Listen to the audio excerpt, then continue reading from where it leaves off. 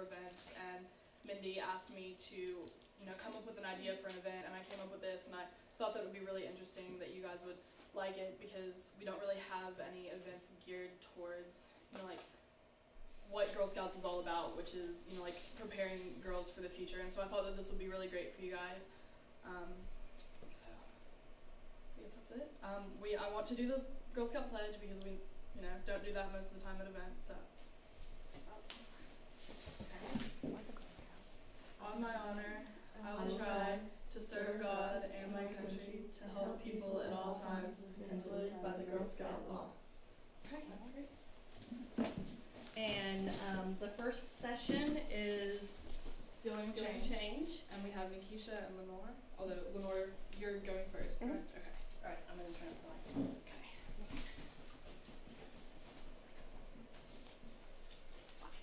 the lights. Okay. Ladies. I'm Lenore Palladino. Nikisha and I know each other because we were investigators at the state police. We did child abuse investigations for several years together. I got my degree here at UALR in criminal justice. I went to Texas. I worked as a child abuse investigator there for about 5 years. And then I went on, had a baby, took a few years off, and then came back to Arkansas, and worked at the state police in the Crimes Against Children division. Took a couple years off to work in the training division, and now I'm an intel analyst and also do operations for the Internet Crimes Against Children division. They asked me today to speak to you about internet safety. And y'all have probably been told about internet safety over and over and over. but part of my job is I get what's called the leads. Y'all probably have watched plenty of police shows to know what a lead is. It's information that hasn't been worked up into a criminal case yet. And so I see all the leads that come in with a technical and internet nexus that come into the state police. I'm also the member of, we're the main task force for Internet Crimes Against Children for the whole state. So there's also leads that come in for the whole state that I look at. So I see all the stuff that comes in, and it's obvious to me that this internet safety message is not getting through to everyone. Y'all probably have social networking profiles on some site, don't you? Yeah. Do you have one that your mom knows about, and then one that your mom doesn't know about? Because there are a lot of those. Yeah. Because all y'all have that. Yeah, this is where my mom can friend me, and then I have this other one that everybody else knows. Yeah. And, Facebook is obviously our most popular, with 600 million users worldwide right now. It grows by about 3% a month.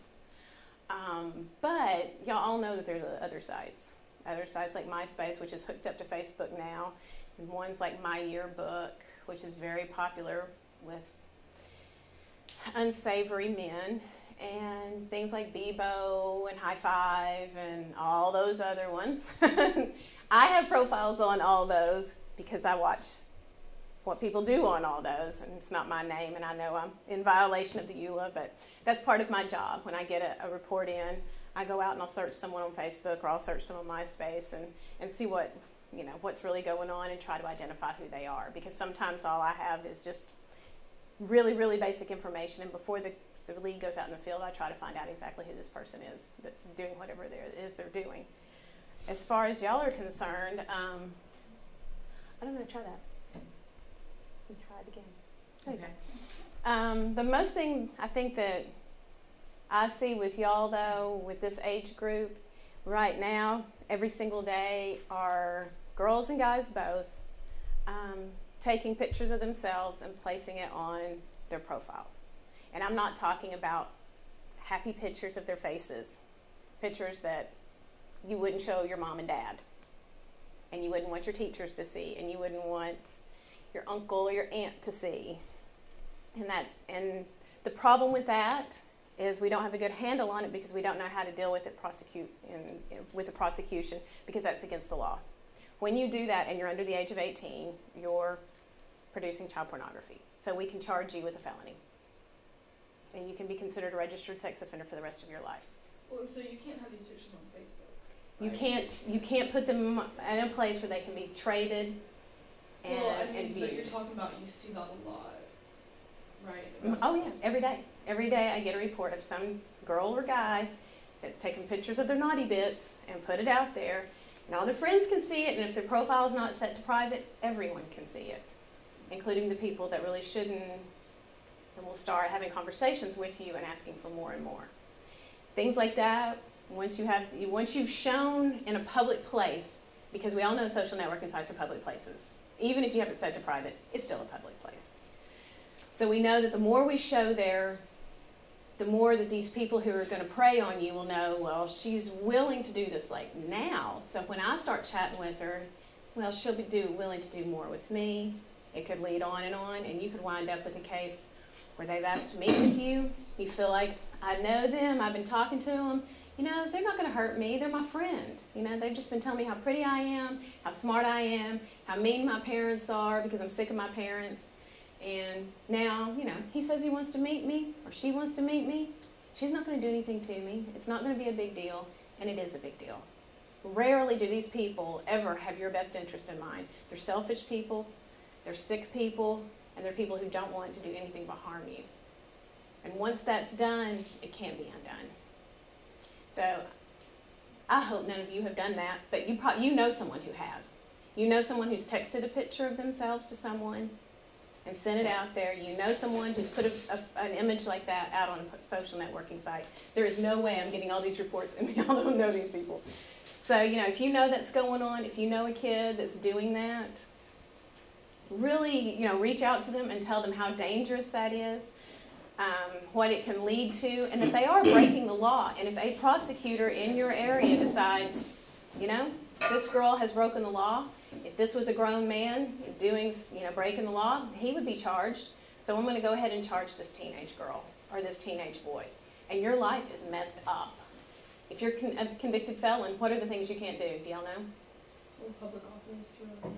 You can't ever carry a gun. You can't vote. You can't leave. You can't go enter. Leave the country. You can't enter some countries if you're convicted. You can't go to Japan if you're a convicted felon. So these little seemingly innocent behaviors can really impact the rest of your life, and not to mention being a registered sex offender. I mean, that will reach in. You cannot be a teacher. You cannot be a coach. Hopefully no churches will hire you. You have really cut yourself off, not even just with the felony charge, but with being a registered sex offender. Every 6 months you've got to tell someone where you're living. Every time you move, within a few days you have to tell someone you've moved there. If you go on vacation, some places are getting so strict about it. If you're going to go spend 2 weeks somewhere, you got to tell them, I'm a registered sex offender and I'm in your community. Just from taking a picture of your girl parts and sending them somewhere or displaying them somewhere. That is what that can lead to. So like I said again, if you know someone who's doing that, if you've known someone who has done that, please tell them, you know, all that can, it seems so innocent, but it isn't. And if they're the viewer of that? If they've received that, what you can do, if you have received something like that, it's on here, it's on there. Have you guys ever? Yeah, because there is something that you can do if you receive something like this. If you haven't solicited it, I don't think it's on there. Well, that's nice. Can they be charged with child pornography? Possession? Can't they, if they send it to If someone you have else? sent it, if someone sent it to you, I wish it was on here. I don't see that they printed it on here. You can report it. And when you report it, that kind of takes the responsibility off of you, because, you know, even the receipt of stolen goods, if someone tries to sell you something stolen and you know it's stolen and you tell the police, then you're not going to be the one in trouble. I mean, it would be hard, I understand, for you to turn your boyfriend in if he sends you pictures like this. But if you get that, you can make a report to the police, you can make a report to your school counselor, or you can make a report to the National Center for Missing and Exploited Children. And that you can make online. You don't have to talk to anybody. You can go right online and make that report, and no one will know that you made it. We'll capture your IP address, but I don't necessarily have to go back to those every time. But There's also one other avenue that is, concerned not just to your age group, but to everyone. And I don't know how much y'all chat. Do y'all get on Yahoo chat and chat with folks or know people who do? That IRC stuff and internet relay chat and all that, that was big for a while. The Google chat?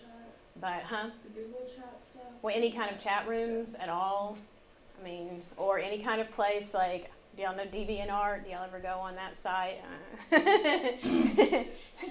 It's a somewhat commentary. I mean, they have some great art on there, I agree. But that's also a site where I've had several cases come out of. Someone who's a minor will post their art. Someone who's not a minor will respond to it, and a relationship is created. And that relationship, like I said before, kind of gets out of hand. It goes a little too far, and then we have a criminal case. So, but if you're on these chat rooms, I mean, hopefully you and your friends know that, you've got a username that can't come back to you, that they can't find you through, that you're not saying, well, here in Little Rock at Hall High School, I'm on the cheerleading squad. It's not going to be too hard to find you. These people are very determined once they pick out a target to find out who you are and how they can get to you.